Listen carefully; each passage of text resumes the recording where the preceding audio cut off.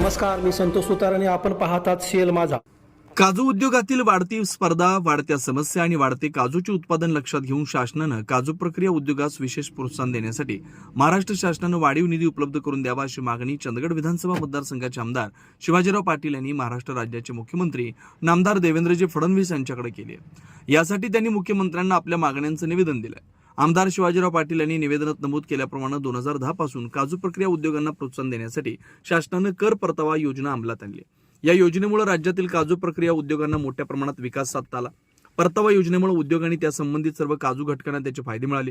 1 April 2020 पासून 2.5% GST परतावा सुरू झाल्यानं काजूचं उत्पादन तसेच लागवडीखालील क्षेत्र यात वाढ झाल्यानं प्रत्यक्ष व अप्रत्यक्ष रोजगारात देखील झालेली वाढ दिसून येते.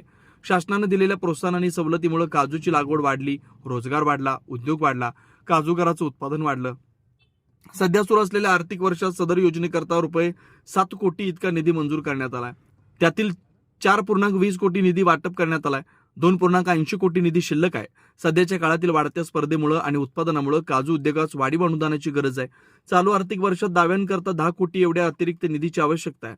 या योजनेअंतर्गत सामायिक कालावधीचे काजू प्रक्रिया उद्योगाचे एकूण सुमारे 200 ते 250 दावे सद्यस्थितीत उद्योग संचालनालय मुख्यालय मुंबई विभागात सादर होत असून 13 कोटी ते 15 कोटी इतके प्रस्ताव उद्योग विभाग मंत्रालय इतर निधी मंजुरीसाठी सादर करण्यात येतात.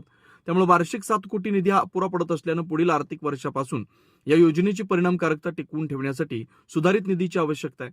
या योजनेची प्रभावीता आणि उद्योजकांना मिळणारे लाभ लक्षात घेता आगामी वर्षासाठी 15 कोटी रुपयांची वाढ करावी. या महत्वपूर्ण मागणीचा मुख्यमंत्र्यांनी सहानुभूतीपूर्वक विचार करून योजनेच्या यशस्वी अंमलबजावणीसाठी वाढीव निधी मंजूर करावा अशी विनंती त्यांनी या निवेदनाद्वारे केली.